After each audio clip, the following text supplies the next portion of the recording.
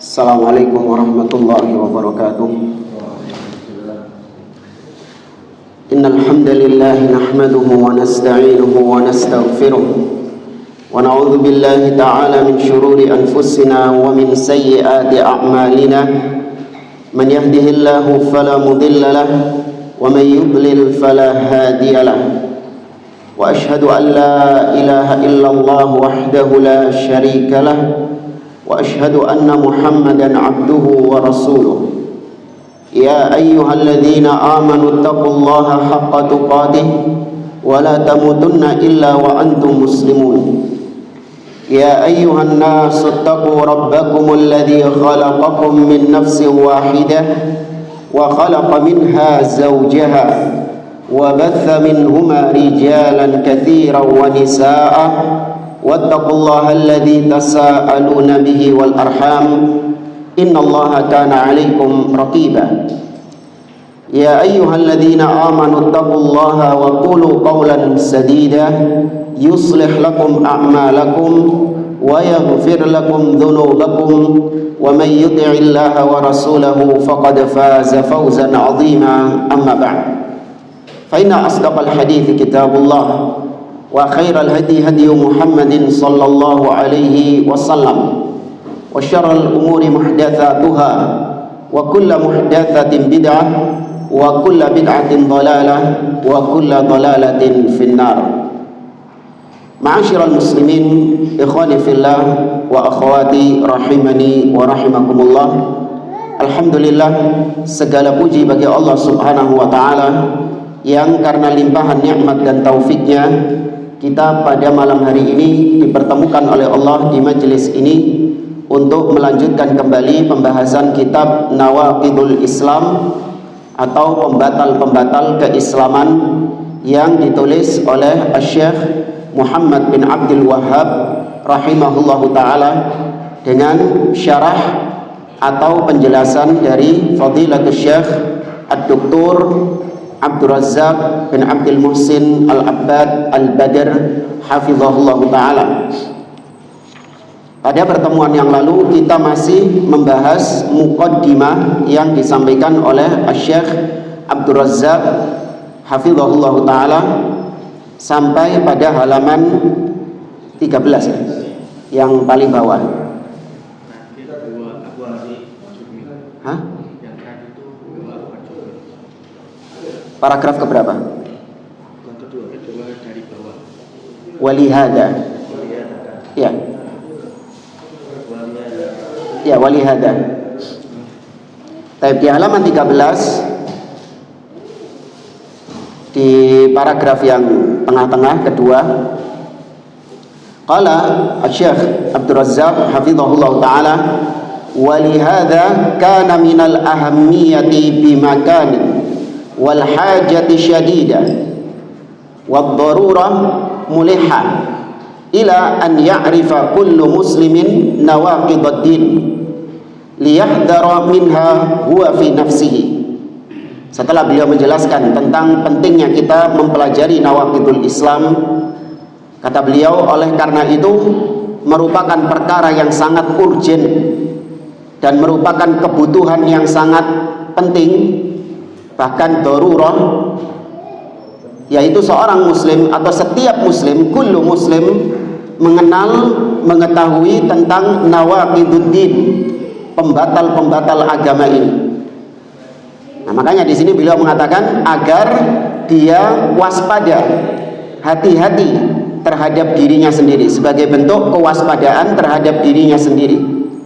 Waliyahdhara minha man tahta yadihi, dan supaya orang-orang yang berada di bawah kekuasaannya seperti istri dan anak-anak kita itu bisa kita perhatikan kalau mereka itu jatuh dalam perkara-perkara pembatal keislaman.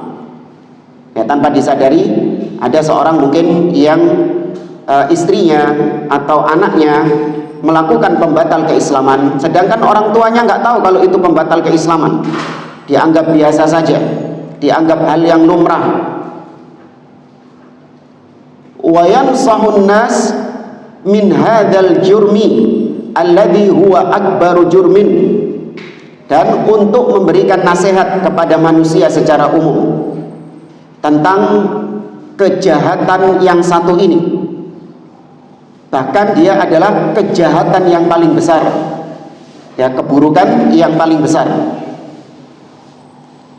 Wa min hadzal dzanbi alladhi huwa a'dhamu dzanbin, dan untuk menasehati kaum muslimin dari dosa yang satu ini, bahwasanya itu merupakan dosa yang paling besar, pembatal keislaman, itu adalah dosa yang paling besar. Walihada ta'uddu hadhihi risalah wa nadha'iruha mimma katabahu ahlul ilmi fi hadzal babi risalatan muhimmatan lil ghayah.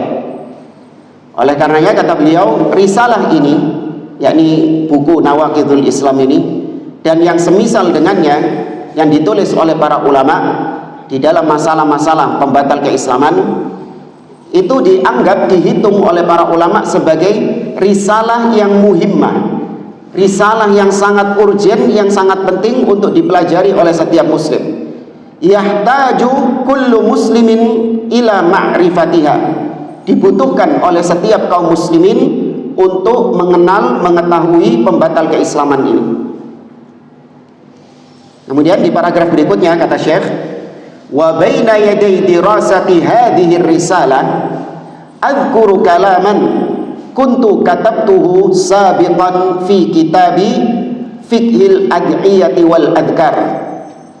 Dan di hadapan buku ini, artinya sebelum kita memulai buku ini, risalah ini, aku sebutkan terlebih dahulu sebuah kalam, sebuah ucapan yang aku tulis sendiri sebelumnya dalam kitabku yang berjudul Fikih Doa-Doa dan Zikir-Zikir. Jadi di mukaddimah ini beliau menyebutkan tentang tulisan beliau sendiri yang pernah beliau tulis dalam kitabnya Fikih Doa dan Zikir. Ya, kitab ini Fikih Doa dan Zikir ini kalau mau ikut kajiannya bisa setiap Sabtu pekan ketiga di Masjid Al-Ikhlas Palm Spring oleh Al-Ustadz Abdurrahman Thayyib hafizahullah ta'ala. Ya, kitab ini dibahas Fikih Doa dan Zikir. Haula bayani ahammiyati ma'rifatil muslim li nawaqidil Islam wa hajatihi syadidah ila dhalik. Di mana dalam tulisan tersebut, ya, beliau berbicara seputar penjelasan akan pentingnya seorang muslim mengetahui pembatal-pembatal keislaman, dan beliau menjelaskan tentang kebutuhan yang sangat mendesak bagi setiap muslim untuk mengenal pembatal keislaman. Ja'altuha fil muqaddimah baina yaday dzikri nawaqidil islamil asyrah, dan tulisan tersebut aku jadikan sebagai muqaddimah, ya, di antara pembahasan penyebutan pembatal keislaman yang 10. Nah, kata beliau, wa inna mimma yanbaghi, dan di antara perkara yang penting untuk diketahui, an yahtamma bihil muslim, untuk seorang muslim memperhatikannya, memprioritaskannya, fi hadzal babil azim, dalam bab yang sangat agung ini. Dan yang harus diperhatikan oleh seorang muslim adalah ma'rifatu nawaqidi hadhil kalimah, untuk mengenal pembatal-pembatal keislaman itu, liyakuna minha fi hadar, agar dia menjadi seorang yang waspada, berhati-hati. Fa innallaha tabaraka wa ta'ala qad bayyana fi kitabihi sabilal mu'minin al-muhaqqiqin li hadhil kalimah mufassilah. Kata beliau, sesungguhnya Allah Subhanahu wa ta'ala telah menjelaskan di dalam kitabnya, Allah telah menjelaskan jalannya orang-orang beriman yang merealisasikan, ya, kalimat tauhid la ilaha illallah. Allah jelaskan secara terperinci. Wa bayyana sabilal mujrimin al mukhalifina laha mufassilah. Namun gak cukup Allah itu hanya menjelaskan tentang jalannya orang-orang yang beriman saja, tapi Allah juga menjelaskan tentang jalannya orang-orang yang menyimpang, orang-orang yang menyelisihi, dengan penjelasan yang terperinci. Wa bayyana subhanahu aqibata haula wa aqibata haula. Dan Allah juga menjelaskan akibat kalau orang itu menempuh jalan orang-orang yang beriman, menempuh jalan kebaikan, Allah jelaskan akibatnya itu dia akan mendapatkan apa? Yaitu surga Allah Subhanahu wa taala. Dan Allah juga menjelaskan akibat yang didapatkan dari orang-orang yang menempuh jalan-jalan keburukan. Mereka akan mendapatkan azab, siksa Allah Subhanahu wa taala. Wa a'malaha ula wa a'malaha ula. Dan Allah juga menyebutkan perbuatan-perbuatan orang-orang yang berada di atas jalan kebenaran, dan Allah juga menyebutkan amalan-amalan, perbuatan-perbuatan dari orang-orang yang menempuh jalan keburukan tersebut. Wal asbaballati waffaqa biha haula wal asbaballati khadzala biha haula. Allah juga menyebutkan apa sih sebab-sebab yang menyebabkan orang-orang yang beriman itu diberi taufik oleh Allah untuk bisa menempuh jalan tersebut. Dan Allah juga menjelaskan apa saja sebab-sebab yang menjadikan orang-orang ahli maksiat, ahlul batil, kenapa mereka tidak diberi taufik, bahkan dicabut hidayah dari mereka sehingga mereka menempuh jalan-jalan keburukan. Nah, Allah sebutkan sebab-sebabnya apa? Wa jalla subhanahu al-amrain fi kitabihi wa kashafahuma wa awdahahuma wa bayyanahuma ghayatal bayan. Allah Subhanahu wa taala menjelaskan dua perkara tersebut di dalam kitabnya. Allah menyingkapnya, Allah menjelaskannya dan menerangkannya seterang-terangnya, ya, sejelas-jelasnya. Allah berfirman dalam surah Al-An'am ayat 55, wa kadzalika nufassilul ayat walitastabina sabilul mujrimin. Dan demikianlah kami perinci ayat-ayat Al-Qur'an, ya, kami perinci ayat-ayat Allah agar terang benderang, agar jelas jalannya orang-orang yang mujrimin. Ini seperti yang kita sampaikan pada pertemuan yang lalu. Seorang muslim itu enggak boleh dia itu hanya belajar mengetahui tentang jalan kebenaran saja. Pokoknya saya cukup belajar jalan kebenaran. Dia enggak mau mempelajari jalan keburukan. Padahal Allah Subhanahu wa taala menjelaskan dua-duanya. Bukan hanya menjelaskan jalannya orang-orang beriman, jalannya orang-orang yang baik. Allah juga menjelaskan jalan-jalan keburukan untuk diwaspadai. Maka nggak boleh mencukupkan diri hanya dengan mempelajari satu jalan saja. Harus dua-duanya dipelajari. Kemudian dalam surah An-Nisa ayat 115 Allah Ta'ala berfirman, wa may yushaqiqir rasul min ba'di ma tabayyana lahul huda wa yattabi' ghaira sabilil mu'minin nuwallihi ma tawalla wa nuslihi jahannama wa sa'at masira. Dan barang siapa yang menentang Rasul setelah dijelaskan kepadanya petunjuk, ya, seorang muslim saya rasa nggak ada yang mengatakan saya menentang Rasul dengan lisannya, ya. Saya nggak pernah mendapati ada seorang muslim yang terang-terangan dengan lisannya mengatakan saya menentang Rasul. Nggak ada. Hatta firqah yang paling kufur sekalipun nggak segitunya mengucapkan itu. Kemudian kok bisa Allah mengatakan ada yang menentang Rasul? Ya, menentang Rasul bukan hanya dengan ucapan, tapi juga dengan perbuatannya. Ya, perbuatan-perbuatan yang dia lakukan itu menyelisihi petunjuk-petunjuk, nilai-nilai yang datang dari Rasul Shallallahu Alaihi Wasallam. Rasul mengajarkan A, dia nggak mau, dia tolak. Ya, meskipun dia nggak mengucapkan kalau saya menolak konsepnya Rasul, enggak. Ya, tapi dia tolak dengan berbagai macam alasan-alasannya. Oke, kalau dia mungkin orang yang jahil, nggak punya ilmu, atau dia mungkin seorang mu'alaf yang baru masuk Islam, sehingga dia nggak paham konsep beragamanya Rasul Shallallahu Alaihi Wasallam, mungkin masih dikasih udzur. Tapi di sini Allah mengatakan mim ba'di ma tabayyana lahul huda, setelah dijelaskan kepadanya ilmu. Ya, jadi dia menentang Rasul, tidak mau mengikuti Rasul setelah datang ilmu, setelah ditegakkan hujjah atasnya.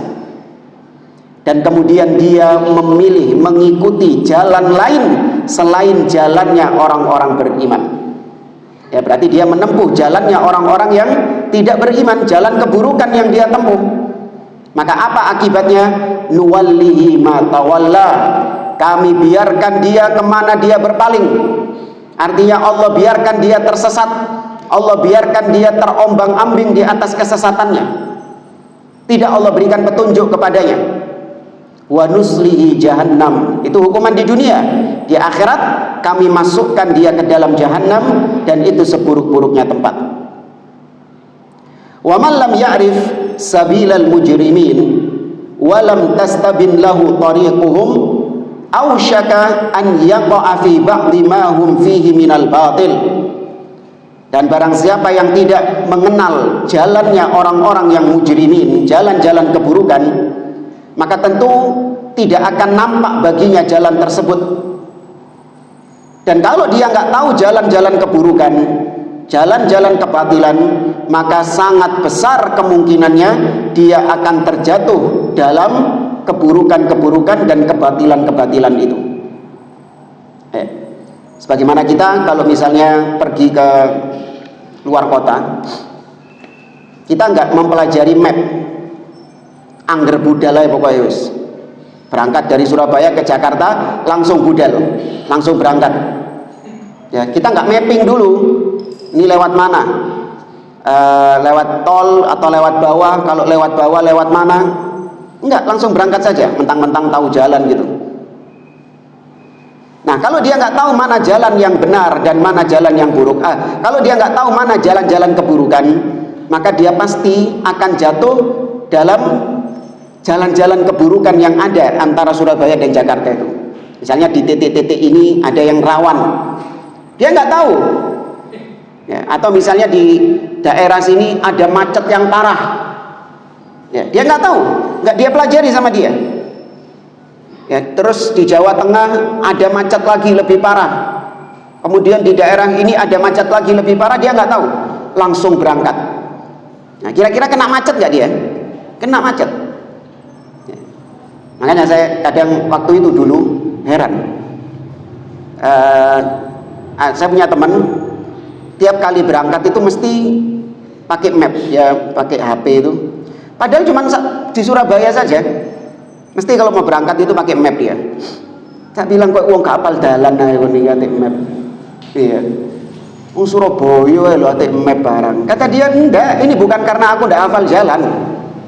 Aku hanya ingin mengetahui traffic. Ya, hanya ingin mengetahui lalu lintasnya. Ya, karena dikabarkan di situ jalan ini macet, ya, ada warna merahnya.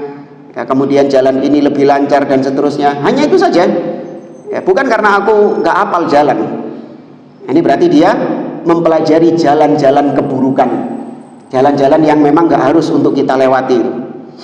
Nah, demikian orang yang tidak mengenal jalan keburukan di dalam agama ini, jalannya ahlul batil, jalannya ahlul bidah, maka besar kemungkinan dia akan jatuh dalam kebatilan itu. Walihada qala Amirul Mukminin Umar ibn Khattab radhiyallahu anhu. Oleh karenanya Amirul Mukminin Umar ibn Khattab radhiyallahu anhu berkata, "Innama tunqadu ural Islam urwatan urwatan idza nasha'a fil Islam man lam ya'rifil jahiliyah." Sesungguhnya tali Islam akan terurai seutas demi seutas, ya, sehelai demi sehelai, urwah-urwah. Ya, Islam itu diibaratkan seperti tali. Nah, di dalam tali itu kan ada pintalan-pintalannya itu. Nah, tali Islam itu akan terurai sedikit demi sedikit apabila di dalam Islam muncul orang-orang yang tidak mengenal perkara-perkara jahiliyah. Ya, perkara-perkara jahiliyah ini perkara baik atau buruk? Perkara buruk. Jadi ketika disebutkan ini adalah perkara jahiliyah, pasti itu perkara yang tercela, bukan perkara terpuji. Karena jahiliyah itu adalah sifat yang tercela, bukan sifat yang terpuji. Walihada ja'atin nususul katsiratu fil kitabi was sunnah al muhadziratu min asbabir riddah wasairi anwa'i syirki wal kufri al-munaqidah li kalimatit tauhid la ilaha illallah.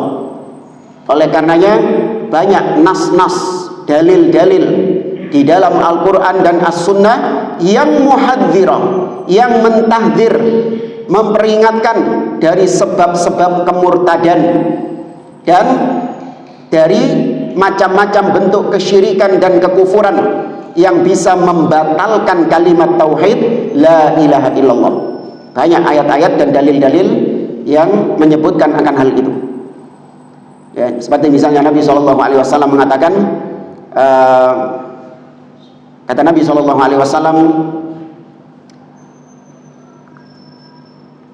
man halafa bi ghairillahi faqad asyrak, man ata kahinan wa saddaqahu bima yaqul faqad kafara bima unzila ala Muhammadin sallallahu alaihi wasallam. Barang siapa yang mendatangi dukun, peramal, kemudian dia membenarkan ucapan dukun tersebut, sungguh dia telah kafir terhadap apa yang diturunkan kepada Muhammad sallallahu alaihi wasallam. Nah, itu dijelaskan, diperingatkan oleh Nabi sallallahu alaihi wasallam dari sebab kekufuran. Wa qad dzakara ulama rahimahumullah. Tak cukup dalil, para ulama yang datang setelahnya juga menyebutkan fi babi hukmil murtad min kutubil fiqh. Mereka juga menyebutkan dalam kitab-kitab fikih mereka, ya judulnya bab hukum bagi orang yang murtad. Ya, bab tentang hukum orang yang murtad. Annal muslim qad yartaddu an dinihi bi anwa'in katsiratin minan nawaqid idza waqa'a fiha. Kata beliau, seorang muslim, kata para ulama-ulama yang menulis kitab-kitab fikih, seorang muslim itu bisa jadi dia murtad dari agamanya dengan berbagai macam sebab. Ya, dengan berbagai macam sebab-sebab pembatal keislaman apabila dia jatuh dalam perbuatan tersebut. Ya, meskipun ini hukum secara global, tapi tadi ini untuk kewaspadaan diri kita. Adapun vonis orang perorangannya itu wewenang para ulama. Ya, minimal ketika kita mempelajari tentang pembatal keislaman, ini menjadi proteksi, kewaspadaan, jangan sampai kita jatuh dalam perbuatan pembatal keislaman tersebut. Ya, maka ada orang yang murtad setelah beriman. Jangan seperti kebanyakan orang di negeri kita mengatakan kalau dia sudah muslim, ya sudah, nggak boleh dikafirkan. Ya, nggak boleh dikafirkan. Ketika kita membahas tentang hukum pembatal keislaman, kita dituduh sebagai kelompok takfiri yang suka mengkafirkan orang. Alasannya apa? Karena seorang muslim dia akan muslim terus. Ya, dia akan muslim terus sampai matinya, nggak akan mungkin dia bisa keluar murtad dari Islam. Naudzubillah. Kecuali kalau memang dia menyatakan diri keluar dari Islam, nah baru dia murtad. Jadi murtad itu cuman ketika dia menyatakan diri keluar dari Islam. Ya, saya menyatakan bahwa mulai detik ini saya keluar dari Islam misalnya. Saya masuk ke agama Nasrani. Oh iya, itu baru murtad. Tapi kalau selama dia muslim, ya kan, dia nggak mengaku kalau dia ini pindah agama, maka dia muslim. Jangan dikafir-kafirkan, jangan dikatakan ada orang murtad padahal dia nggak pindah agama. Murtad itu apakah pindah agama tok, jamaah? Pemahaman kita kata-kata murtad itu adalah ketika seorang muslim berpindah agama, itu baru murtad. Iya, itu murtad memang, keluar dari agama Islam, itu kemurtadan. Tapi melakukan pembatal-pembatal keislaman seperti syirik kepada Allah Subhanahu wa taala, meyakini bahwasanya meyakini bolehnya seorang muslim untuk keluar dari syariat Nabi Muhammad SAW, meyakini bolehnya kita tidak menjadikan hukum Allah sebagai landasan hukum. Ini apa bukan kemurtadan? Kemurtadan meskipun orangnya masih KTP-nya muslim. Dia nggak ngomong saya pindah agama, enggak, tapi perbuatan syiriknya dia itu sudah menyebabkan dia murtad keluar dari Islam. Nah, sebagian orang, kebanyakan orang di negeri kita nggak memahami itu. Masih nyungsep nang kuburan, minta-minta kepada penghuni kubur, datang ke dukun pakai jimat, itu nggak dianggap sebagai perbuatan murtad. Kenapa? Dia masih ngaku muslim, KTP-nya masih muslim. Murtad itu kalau dia pindah agama. dibaptis sama gereja, sama pendeta, itu baru murtad. Jadi murtad mek ngono tok. Ya. Ini kata beliau, dalam kitab-kitab fikih para ulama menjelaskan bahwasanya banyak sebab-sebab kemurtadan, bukan hanya orang lockout pindah agama, bukan. Ya, itu bentuk kemurtadan, tapi jangan disempitkan hanya itu saja. Au fi ayyi syai'in minha irtadda 'anid din wa intaqala minal millah. Ya, atau perkara-perkara lain yang menjadikan seorang murtad dari agamanya dan dia keluar dari millah, dari agama Islam. Walam yanfa'hu mujarradut talaffuz bila ilaha illallah, dan tidak ada manfaatnya meskipun dia mengucapkan la ilaha illallah, sekedar mengucapkan syahadat, tapi kalau dia jatuh dalam pembatal keislaman maka syahadatnya batal. Idh inna hadhil kalimatal azimah allati hiya khairudz dzikri wa afdaluhu la takunu nafi'atan liqa'iliha illa idza ata bi syurutiha wajtanaba kulla amrin yunaqiduha. Kenapa kok dia mengucapkan la ilaha illallah tapi kalimat la ilaha illallah itu enggak ada manfaatnya bagi dia, tidak menjadikan statusnya sebagai muslim karena dia melakukan pembatal keislaman. Kenapa kok bisa demikian? Karena kalimat yang agung ini, kalimat la ilaha illallah, yang kata beliau merupakan sebaik-baik zikir, sebaik-baik dan seafdol-afdolnya zikir.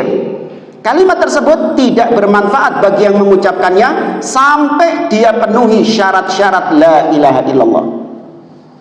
Ada 7 syarat la ilaha illallah, disebutkan dalam sebuah bait syair, wa bi syuruti sab'atin qad quyyidat wa fi nususil wahyi haqqan waradat fa innahu lam yantafi qailuha bin nutqi illa haitsu yastakmiluha al ilmu wal yaqinu wal qabulu wal inqiyadu was sidqu wal ikhlasu wal mahabbatu waffaqakallahu liman ahabba.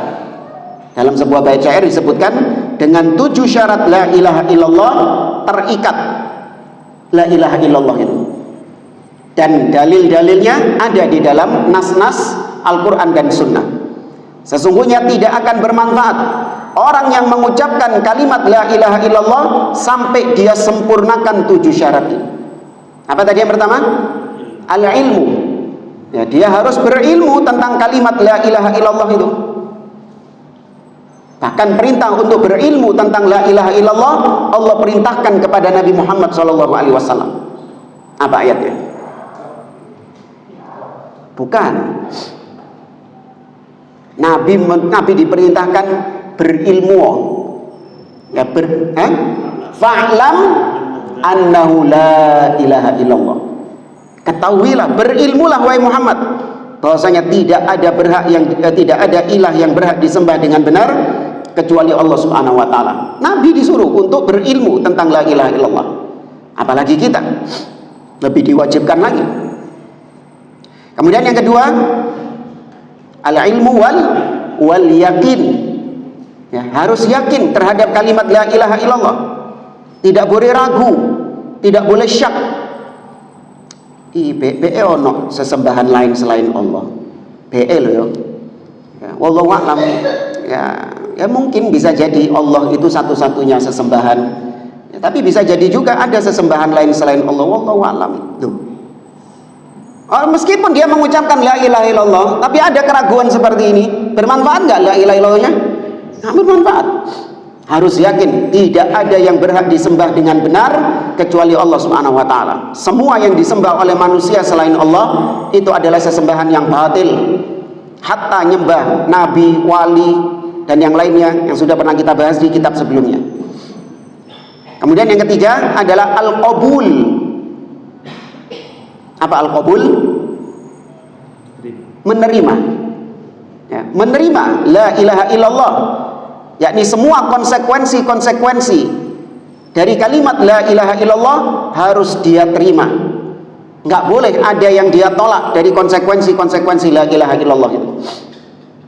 Ya, harus dia terima semua konsekuensinya. Kalau saya mengucapkan la ilaha illallah, berarti saya konsekuensinya harus membuang semua yang disembah selain Allah Subhanahu wa taala. Karena sering kita sampaikan la ilaha illallah itu rukunnya apa? An-nafyu wal itsbat, meniadakan dan menetapkan. Ya, maka kalau saya menetapkan Allah satu-satunya sesembahan, maka konsekuensinya harus saya terima, yaitu saya buang, saya ingkari, saya benci semua yang disembah selain Allah Subhanahu wa taala. Saya harus membangun loyalitas, kecintaan dan kebencian di atas kalimat la ilaha illallah ini. Siapa yang berada di atas kalimat la ilaha illallah berhak mendapatkan kecintaan dari saya, meskipun bukan dari suku saya, meskipun warna kulitnya beda dengan saya, meskipun strata sosialnya beda dengan saya.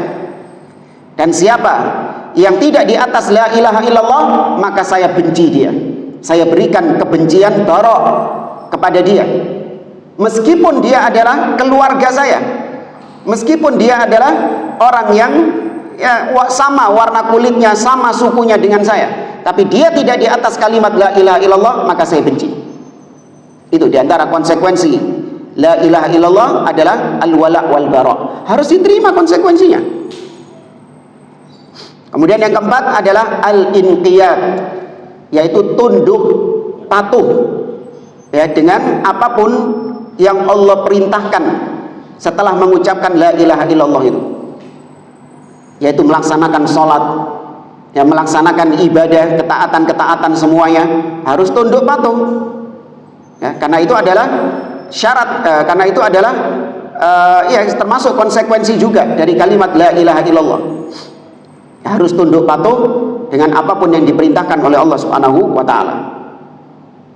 Kemudian yang kelima yaitu as-sidqu, harus jujur ketika mengucapkan la ilaha illallah, bukan dalam rangka untuk kemunafikan. Ya, tidak sebagaimana orang-orang munafik, mereka mengucapkan la ilaha illallah namun hanya sebatas untuk mengamankan posisi mereka saja.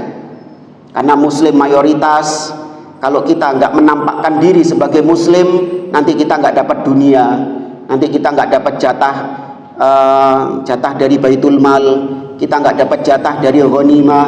Ya, mereka mengucapkan la ilaha illallah, namun kata Allah, yaquluna bi afwahihim ma laysa fi qulubihim. Mereka mengucapkan dengan lisan-lisan mereka apa-apa yang bukan dari hati mereka.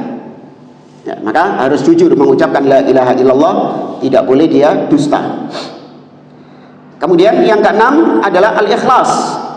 Ketika dia mengucapkan la ilaha illallah, dia harus ikhlas, murni.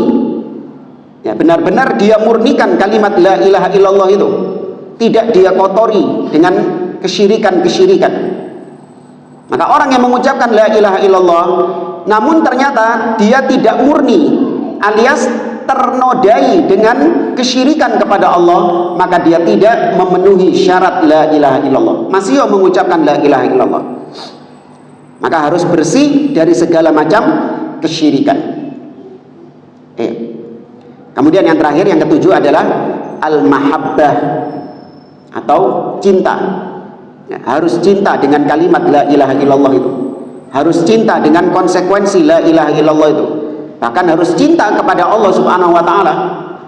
Ya, tidak boleh dia membenci sedikit pun dari kalimat la ilaha illallah, membenci konsekuensi la ilaha illallah, atau membenci Allah itu sendiri. Harus dia cinta terhadap hal tersebut. Walladzina amanu asyaddu hubban lillah, kata Allah. Dan orang-orang yang beriman itu kecintaannya sangat luar biasa, sangat dahsyat kepada Allah Subhanahu wa taala.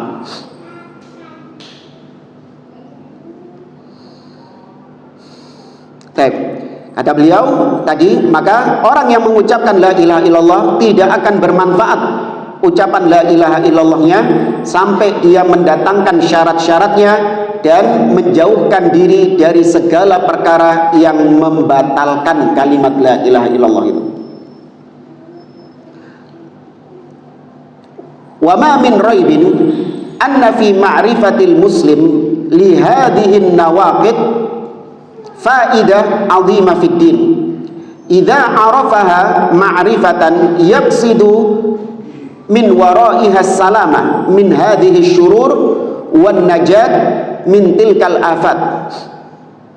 Ya, kata beliau, ketika seorang muslim dia telah mengetahui tentang kalimat, dia telah mengetahui tentang pembatal-pembatal keislaman, maka tidak diragukan lagi dia akan mendapatkan faedah azimah, akan mendapatkan faedah yang sangat agung di dalam agama ini. Karena kalau dia telah mengetahui pembatal-pembatal keislaman, maka dia telah mendapatkan keselamatan. Ya, dia telah mendapatkan keselamatan dari segala macam keburukan-keburukan pembatal keislaman itu. Ini diantara faedah yang besar kalau kita mempelajari nawaqidul Islam, yaitu kita bisa selamat dari penyakit-penyakit kemurtadan dan kekufuran dan kesyirikan. Jangankan perkara agama ya, perkara dunia saja, kalau kita tahu keburukan, maka yang diharapkan adalah kita selamat dari keburukan tersebut. Seperti misalnya kalau kita tahu keburukan apa misalnya, kalau kita tahu ilmu tentang penyakit apa, penyakit demam berdarah misalnya, ya, kita tahu tentang penyakit demam berdarah, dan kita melakukan, dan kita telah tahu tindakan-tindakan apa untuk mencegah demam berdarah itu.